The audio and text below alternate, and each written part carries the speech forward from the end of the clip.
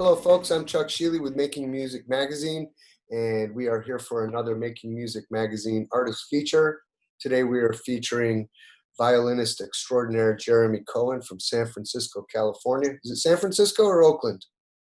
Oakland, actually. Oakland, California. Jeremy is a jazz violinist, teacher par excellence, and obtainer and owner for now of one of the world's hottest violins. Jeremy, how are you? I'm well, Chuck. How are you? Good morning. Very well, thank you. So you have an incredible career doing jazz in a number of scores, and you're involved with educational measures, including developing software that you guys call String Masters that enables teaching. Tell us how you handle life as a violin player, what you got, how you got going, and your philosophy with all this success that you're enjoying. Well, one thing was I always wanted to play music. I realized early on at probably 7 years old that I started violin at 7. Maybe by the time I was 9 or so, my good pals were musicians. Playing music was a happy place. I grew up in a family where music was pretty involved. My folks were both singers. I have 2 older brothers who were also players, so it was normal to be doing that. But I also just realized that if I were ever going to go hang out with pals, I'd end up in the music room at school.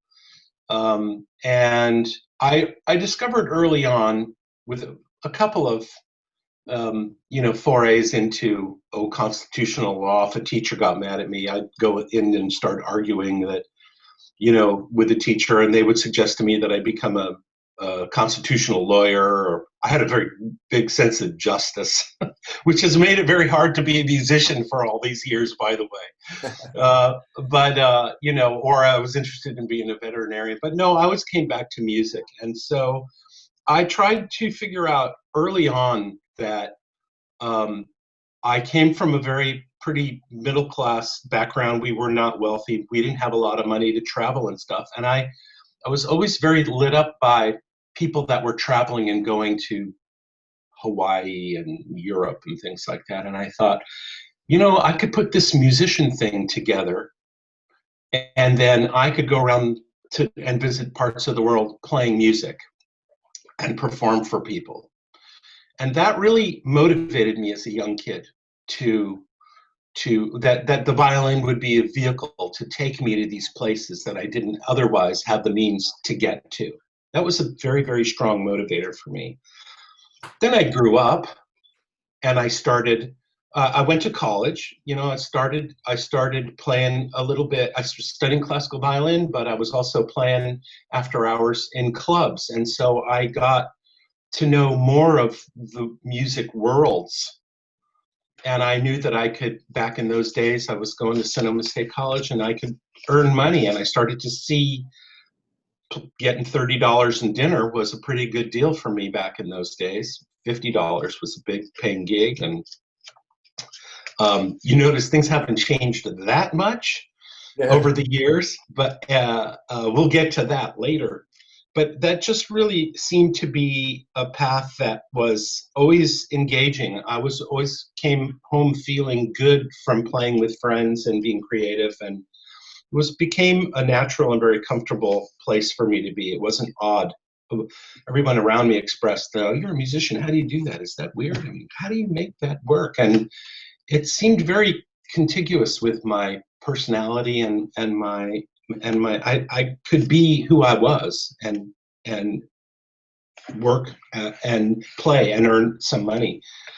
So I'm not sure if your question was exactly about my musical path, but things kind of grew from there. I continued to study classical music, but I also played in bands on the Russian River, and then I moved to New York, and I went there to study with Itzhak Perlman and his assistant, Ora Shiran, and I also played in an R&B band in a folk club.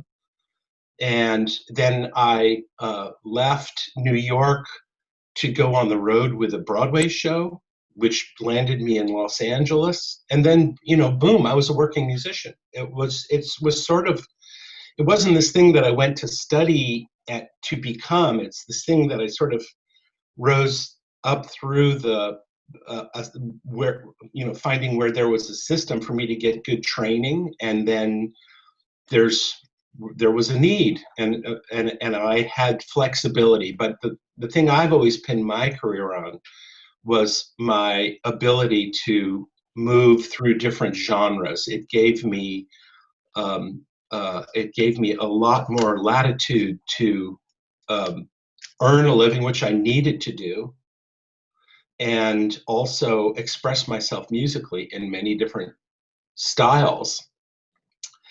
And then the way to stay in the music business, to get a little bit more to answer your question, was the Broadway show ended in Los Angeles, and I started doing gigs there, playing at the Greek Theater, playing in the Civic Light Opera. This was heavily reliant on my classical training and my reading ability and my technical abilities. I had a pretty good classical strong background, so I could do industrial gigs. I could get recording sessions. I could play in Broadway shows. I could play at the Greek.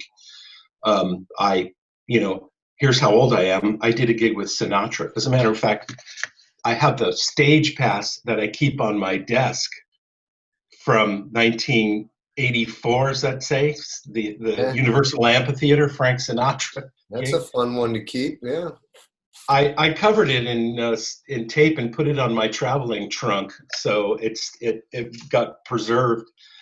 That's how and that ability to be able to earn some money and also importantly to start a family. I was living in a part of the country where there was a music business. And there still, to some degree, is, although, musicians will cry the blues about the state of the business or what we used to do or what we can do now that we didn't do. And I mean, strings have gone through a world of pain and hurt. I remember I was around when we were certain that synthesizers were going to put us completely out of work. And I came in just to Los Angeles just shortly after a big strike that happened, and musicians were, panicking at that time. So it was good training for this pandemic that we're experiencing now. Mm-hmm. It gave me the idea that I needed to diversify even further, that taking my violin out of the case and playing for people might not always be the entirely smartest way for me to make a living. Because if I couldn't take my violin out of the case and play, I couldn't earn a living. So I started in my 30s to think about diversification. And there's a huge paramusical business. As a matter of fact, there's a lot of people in the music business that know nothing about playing music or the work that we do or the amount of years we have to invest, and are taking the lion's share of the money that we make possible. I mean, that's a whole other meeting. We take a look at what the percentage is. You know what I'm saying? Yes. So I looked around and I saw that composers, somebody once explained to me in Los Angeles when I was teaching summers at the Mancini Institute, that there was a lot of composers there. And I heard somebody say that copyright was the real estate in the music business. Like where does the money go? Where is it? And I also had a lot of improvisational skills, and I also decided at that point that I would start writing music, because it was the writers who actually owned the music that we were playing. Remember, it's like all comes from the idea that one day I'm gonna not only have to rely on just the violin and my playing of it, which is still at the core of what I do, and it's the reason I became a musician. But in order for survival in the music business, this kind of diversification, so publishing, teaching, of course, um, um, playing in an ensemble that does my own arrangements, and then, you know, putting my stuff online and having other ensembles play it. And then, of course, this was all beginning before the internet was the big deal that it is. And then, boom, the internet came along, and the idea that musicians would have a level playing field um, kind of disappeared pretty quickly. I mean, we were able to get better exposure, but the bigs always come and trap the, you know, the flow for how the money goes, and then you still have to partner up and get into the pike in order to monetize your music. And just learning about all that, staying up, staying with it, learning the skills to bring my music onto the internet, my group's performances, Quartet San Francisco. My string quartet has 3 Grammy nominations in a category called classical crossover. You know, I pursued deeper all of my musical tastes and tried to be, in a way, a producer or a presenter of the music that I do than just being a musician waiting for the phone to ring. I think that's the thing that scared me the most. In Los Angeles, one day I woke up from a bad dream, and back in those days we had still phones that were sitting on cradles, you know, or a princess phone, you know, and I had a dream that the phone was sitting on the desk and it was breathing. And I was waiting for a call from a contractor, and the phone became actually in my head, and this inanimate object, this monster, that if it didn't ring, I wasn't gonna have my next gig. And it was at that moment that where I just sort of clicked, and I said, well, you know, this is a big business. And there's a lot of people that are in it. How can I stay a musician and keep playing, doing this thing I love? How do I facilitate it? And it started to shift into various different aspects of the music business. So maybe that's the answer about how you know, career path and how I've lasted and been able to stay.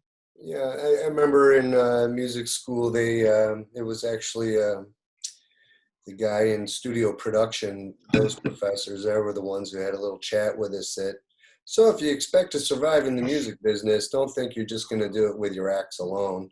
And they gave the same bit that you just did about diversifying. You have to know these things, you know, everything from your theory to, you know, your chops to keeping your gear good, knowing a little bit about recording, a little bit about marketing, and the trends that show up. So with that said, what are the things, you know, what do you consider the things that attract you to a particular project? Because you had a crazy little course. You looks like you were Bugs Bunny in a cartoon going across the, sticks his head up in New Mexico, said he should have gone to La Jolla and all that stuff. And it sounds like your career where you just keep moving around and follow the lead, if you will, you know? I follow my passion and colleagues that have passion for what they do. I really, it comes back to the phrase I think I said earlier, which was like, how do I stay in my sandbox? How do I capture the joy of being a musician? Because when you're a kid, you think, I'm going to be a musician. It's going to be great. I'm going to travel and play, and people are going to love me, and they're going to clap, and I'll get the. Remember, I'm the third son of 3 boys. I was looking for the attention. I liked it when the audiences clapped for me because I had 2 older brothers, and it was like, hey, look at me. I'm the younger brother. I think that's at the core of, you know, for me, I still seek to cause pleasure in the people that I'm playing for and have them tell me that it means something to them. And actually, as I've gotten older, that's become even more important when somebody connects with me and says, wow, what you played was really beautiful. We really experienced it. It doesn't matter where that happens. It can happen on the back patio of a restaurant, it can be Carnegie Hall, it can be on a street corner, it can be in a club. Remember how important what we do actually is.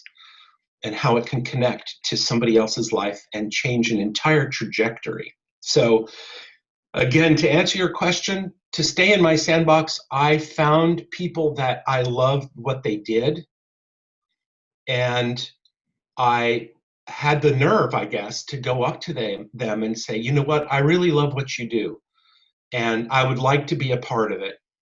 And I know you're busy and you have your people, but I just want you to know that I am out here, and the day you need a violin player, the answer is yes, if you call. And leave it at that. Plant seeds.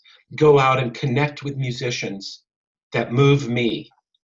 Not just that I like what they play, but when I hear them play, I experience their connectivity to their music. And so I'm really, is the word agnostic? You know, it's like, genre doesn't really matter to me, even though I have a classical training or I have a lot of experience in jazz and improv. When I see a musician that moves me, I want to know them, and I want them to know who I am.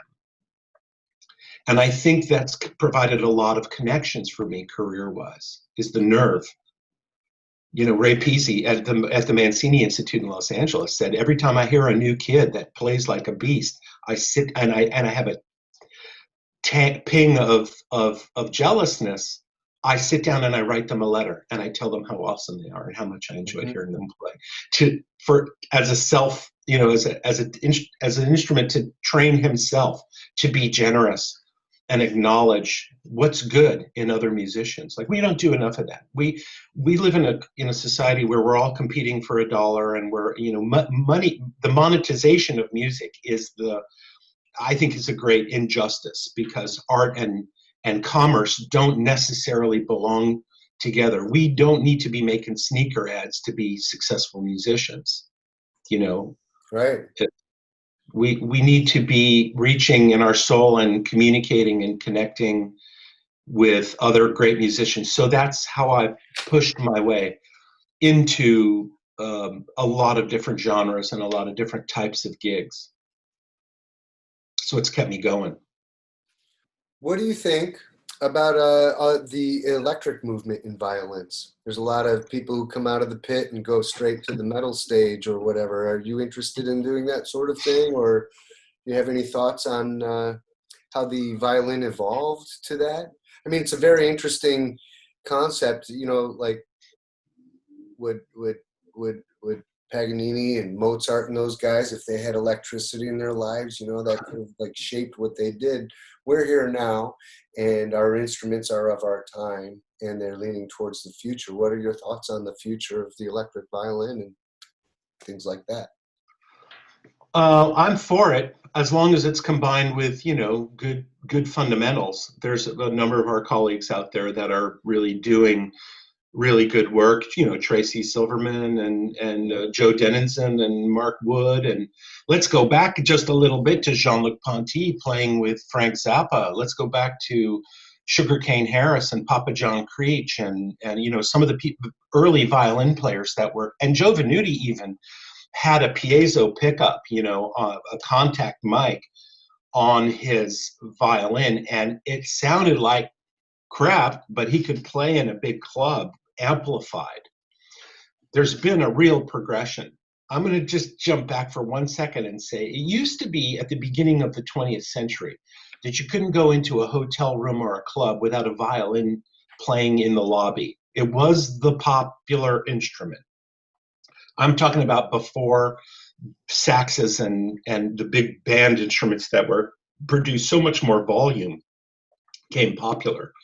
Strings took a real dive with the advent of electricity, because there wasn't a good quality amplification system for an acoustic instrument. So there was a time when we prevailed, like, you know, in society gigging things. And then electricity came around, and then trumpets and saxophones and jazz instruments rose to popularity in the US, and strings were pretty much relegated to the background. And then some years later, people like Venuti and Eddie South and were starting to experiment with being violin players and leading bands. Like, it never stopped even Ray Nance, Ellington's trumpet player, played a violin and some electric violin, and Stuff Smith, and the great jazz fiddle players. But now to get to the modern day and the electric players, now we are on par with gear. We are as much a lead instrument as any other electric guitar or electric keyboards, or and we can go through a sound system and play in stadiums, and a lot of my colleagues do, and they have big, some of them are in big bands and are really working and doing good, with the exception of the pandemic, which I'll put aside for one moment.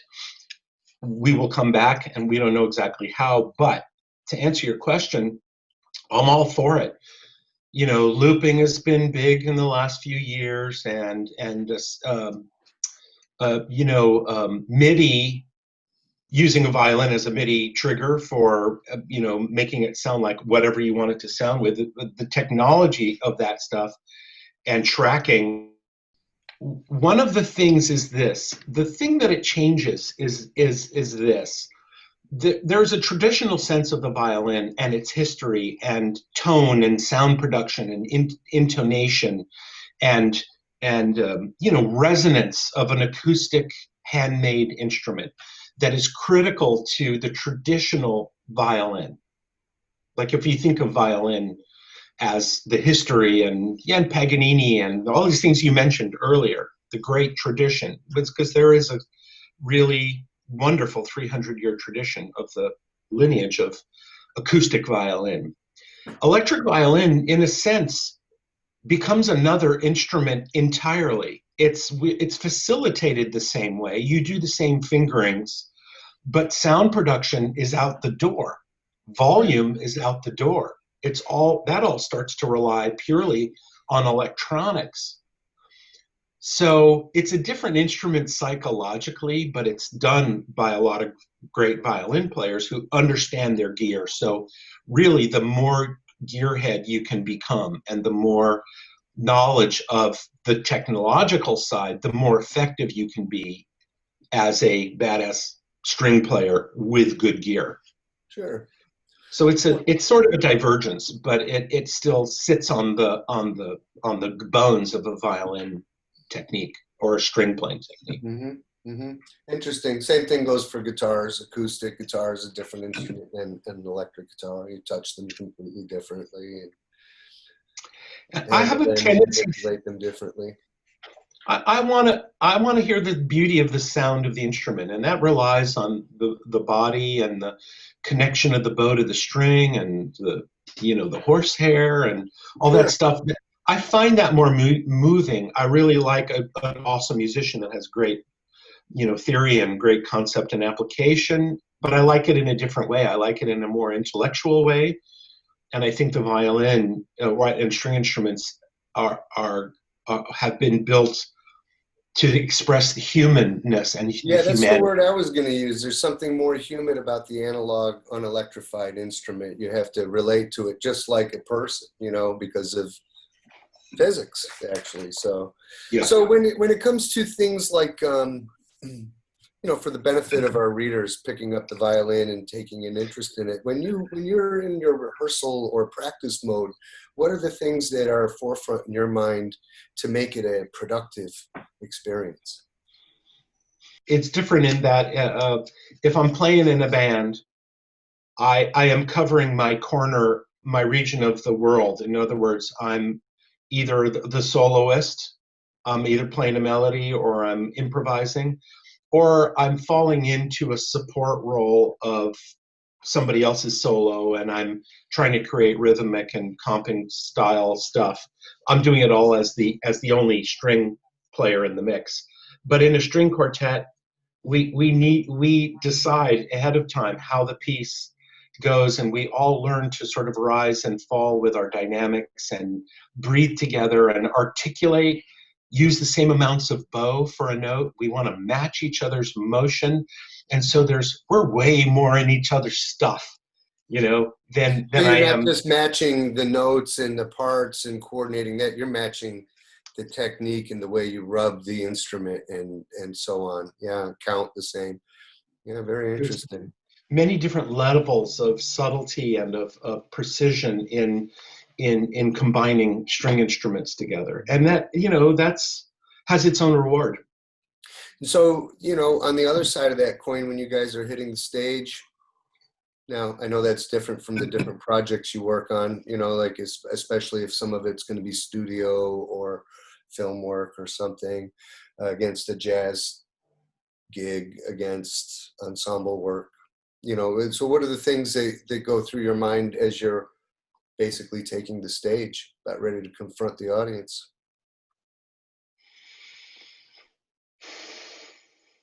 You too, huh? That I could that I can stop the noise in here, manage the situation, because frequently when I'm going out as a leader, so I've got other people with different stuff going on in their lives at that moment, and be as generous as I can with my colleagues to bring them to the place we need to be, where we're willing to take risks and bare our souls, and they need to know that I am there for them and will support them.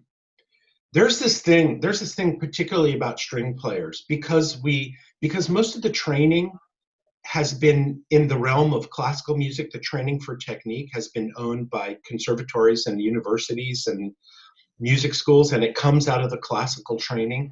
There's a much bigger fear quotient for string players about mistakes. That's why a lot of string players are not improvisers, because they are afraid of being perceived as playing a wrong note or doing something incorrectly. We have more fear in our heart due to the style of training that we receive. I'll tell you a funny story. I was sent to the back of the orchestra in junior high school for sitting with my legs crossed. Yeah, and I was a startup, like I was probably not paying attention or something.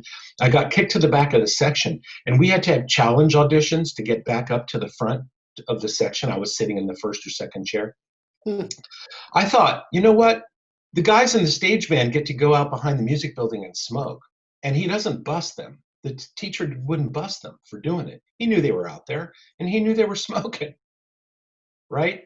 Why do I get sent to the back of the violin section and be punished for sitting with my legs crossed, and these guys get to smoke behind the music building? Something is wrong with our system.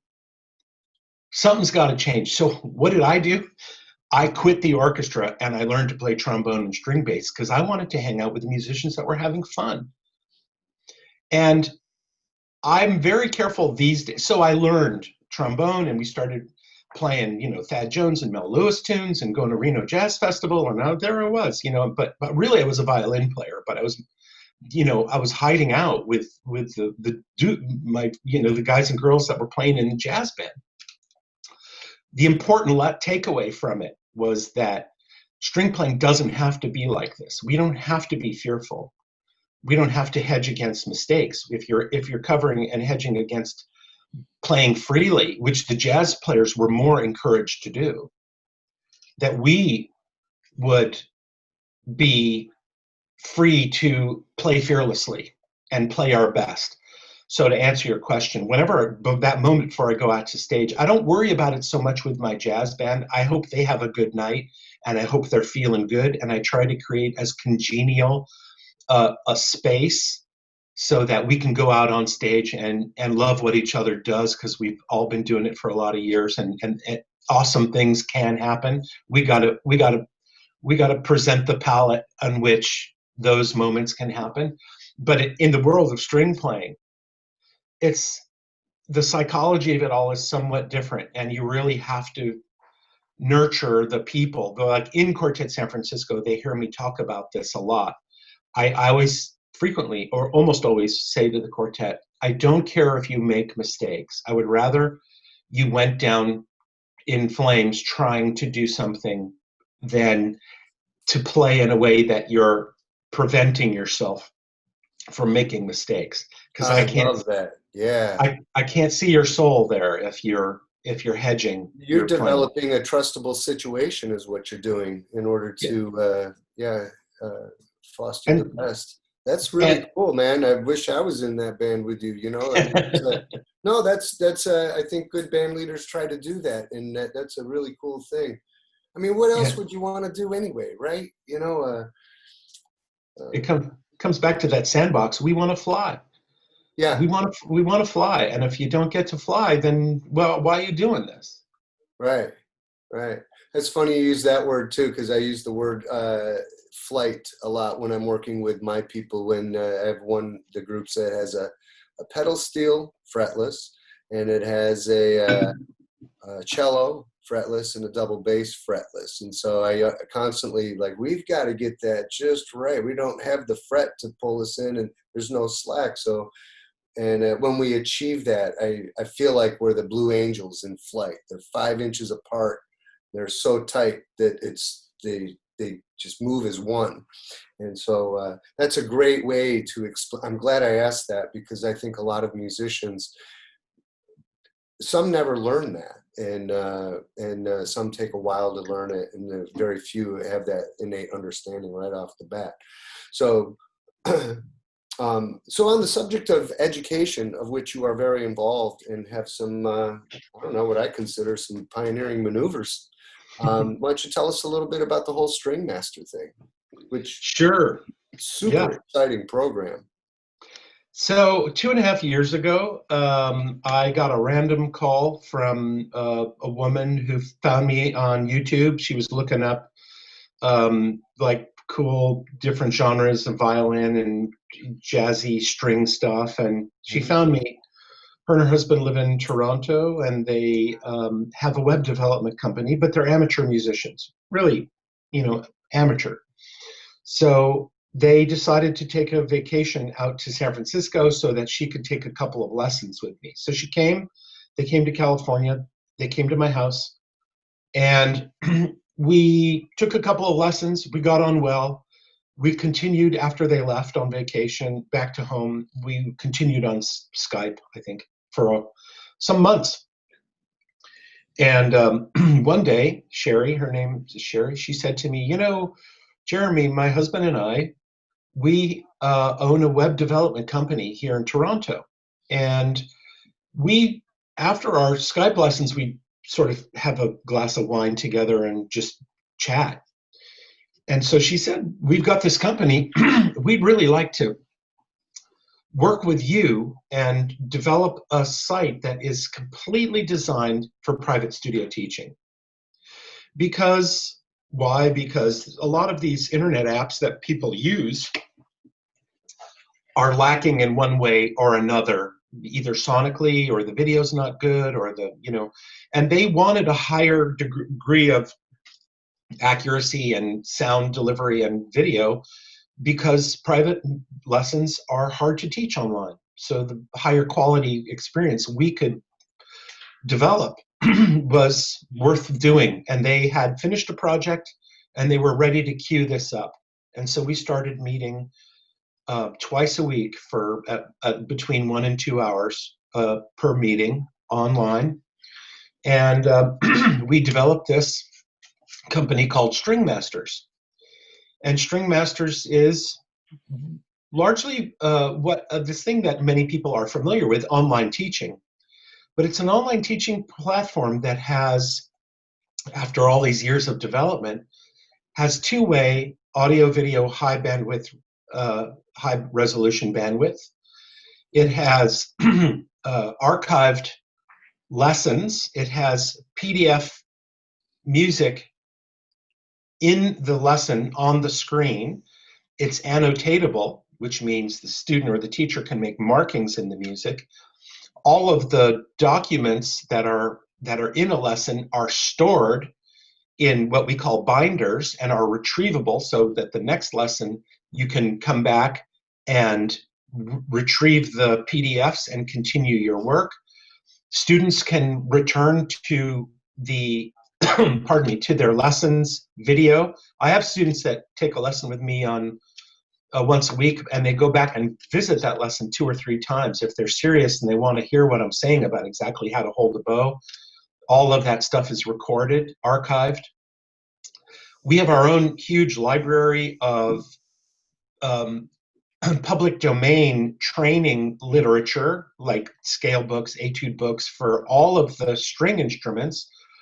Plus, if you have PDFs of material that you're working on, you can upload your personal PDFs into the lesson space.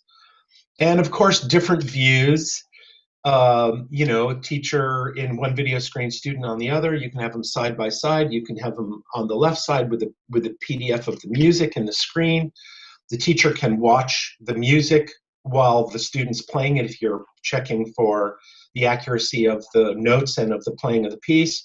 You can have a full screen of them playing video, just on the video if you're teaching some element of technique that involves the body, the shoulders, you want to see the arms, the fingers, whatever. It's all manipulatable. And then on top of that, that's not enough.